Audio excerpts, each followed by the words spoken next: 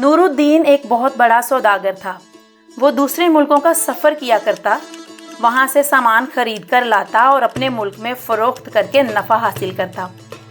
ایک دفعہ اس نے عرب سے ایک اچھی نسل کا خوبصورت سفید رنگ کا گھوڑا خریدا۔ پہلے تو اس کا خیال تھا وہ اسے کسی رئیس کو فروخت کر کے نفع حاصل کرے گا، لیکن اس کی بیوی نے کہا یہ گھوڑا تو بہت اچھی نسل کا ہے، اسے بیچنے کی بجائے آپ اپنی سواری کے لیے رکھ لیں۔ سوداگر کو بیوی کا مشورہ پسند آیا۔ اس نے گھوڑے کو فروخت کرنے کا خیال دل سے نکال دیا۔ کچھ دنوں بعد جب وہ اسی گھوڑے کے ساتھ شہر گیا تو ہر شخص جو بھی اس گھوڑے کو دیکھتا وہ دیکھتا ہی رہ جاتا۔ امیر اور رئیس لوگوں نے گھوڑا خریدنے کی کوشش کی اور اچھے دام بھی لگائے، مگر سوداگر اسے فروخت کرنے پر رضامند نہ ہوا۔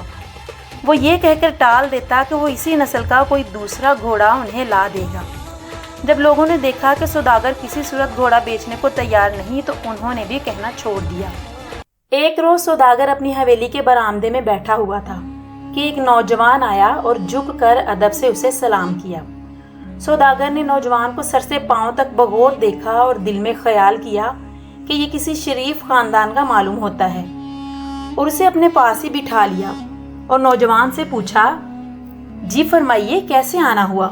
نوجوان بولا، مجھے آپ کا گھوڑا بہت پسند ہے، اگر آپ اسے مجھے فروخت کر دیں تو آپ کی بڑی مہربانی ہوگی۔ سوداگر بولا، مجھے افسوس ہے کہ میں یہ گھوڑا فروخت نہیں کر سکتا، اسے میں اپنی سواری کے لیے عرب سے لے کر آیا ہوں، اگر میں دوبارہ عرب گیا تو میں آپ کے لیے اسی نسل کا اور گھوڑا لے آؤں گا۔ نوجوان نے کہا، میں نے سنا ہے آپ نے ایسے ہی وعدے کئی امیروں سے کر رکھے ہیں، لیکن میری سمجھ میں یہ نہیں آتا کہ آپ کس کس کو گھوڑا لا کر دیں گے۔ سوداگر مسکرایا، میرا خیال ہے میں ایک جہاز میں 30-40 گھوڑے لے آؤں اور سب کی ضرورتیں پوری کر دوں۔ نوجوان بولا، آپ کا خیال نیک ہے، لیکن یہ گھوڑا تو آپ مجھے ہی دے دیں۔ سوداگر کہکا لگا کر ہنسا اور کہنے لگا، آپ نے بھی کمال کر دیا، میں عرض کر تو رہا ہوں کہ میں یہ گھوڑا کسی قیمت پر فروخت نہیں کروں گا۔ آخر نوجوان مایوس ہو کر وہاں سے چلا گیا۔ سوداگر روز ہوا خوری کے لیے گھوڑے کے ساتھ نکلتا اور قلعے کی دیوار کے ساتھ ساتھ شہر چلا جاتا۔ ایک روز وہ ہوا خوری کے لیے جا رہا تھا کہ راستے میں اسے ایک فقیر ملا۔ اس نے گھوڑا روک کر 1 روپیہ فقیر کے آگے پھینک دیا اور چلنے لگا۔ فقیر کانپتی ہوئی آواز میں بولا، میں اس روپے کا کیا کروں گا؟ میری کمر اور ٹانگوں میں اتنا درد ہے کہ میں نہ اٹھ سکتا ہوں اور نہ چل سکتا ہوں۔ اگر تم مجھے کھانے کے لیے کچھ دے دو تو وہ اس 1 روپے سے زیادہ اچھا ہوگا۔ سوداگر کو اس پر بہت ترس آیا۔ اس نے فقیر سے کہا، تم میرے پیچھے بیٹھ جاؤ، میں گھر لے جا کر تمہیں کھانا بھی کھلاؤں گا اور تمہارا علاج بھی کرواؤں گا۔ فقیر نے کہا، مجھ میں اٹھنے کی طاقت ہوتی تو میں شہر نہ چلا جاتا، گھوڑے پہ سوار ہونے کی ہمت کہاں سے لاؤں؟ سوداگر نے خود اسے اٹھایا اور بڑی مشکل سے گھوڑے کی پیٹھ پر بٹھا دیا۔ سوداگر نے کہا، تم مجھے پکڑ لو، میں گھوڑے کو آہستہ آہستہ چلاتا ہوں۔ فقیر نے کہا، میں تمہارا یہ احسان کبھی نہیں بھولوں گا۔ سوداگر نے ابھی گھوڑے کی لگام پکڑی بھی نہ تھی کہ فقیر نے گھوڑے کو ایڑ لگائی اور چلتا بنا۔ سوداگر حیران اور پریشان ہوا کہ فقیر میں اتنی طاقت کہاں سے آ گئی۔ وہ بولا، ٹھہر جا، میری بات تو سنتا جا۔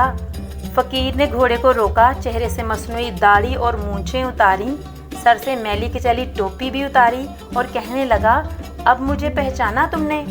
سوداگر نے غور سے دیکھا، یہ وہی نوجوان تھا جو اس کی حویلی میں گھوڑے کا سودا کرنے آیا تھا۔ اس نے کہا، ہاں میں پہچان گیا۔ نوجوان بولا، اب کہو کیا کہنا چاہتے ہو؟ سوداگر نے نہایت عاجزی سے کہا، تم نے جو مجھے دھوکہ اور فریب دیا ہے اس کا حساب خدا کے ہاں قیامت والے دن ہو ہی جائے گا، مگر اس فریب کا ذکر کسی سے مت کرنا، ورنہ لوگ فقیروں اور غریبوں پہ ترس کھانا چھوڑ دیں گے اور سمجھیں گے کہ تمہاری طرح وہ بھی انہیں دھوکہ اور فریب دے رہے ہیں۔ یہ کہہ کر سوداگر شہر کی طرف واپس جانے لگا۔ نوجوان نے اسے آواز دی اور بولا، مجھے معاف کر دیں، آپ نے جو نصیحت کی ہے وہ اس گھوڑے سے کہیں زیادہ قیمتی ہے۔ یہ کہہ کر اس نے گھوڑے کی لگام سوداگر کو دے دی۔ سوداگر بہت خوش ہوا۔ اس نے نوجوان سے پوچھا، نوجوان تمہارا نام کیا ہے؟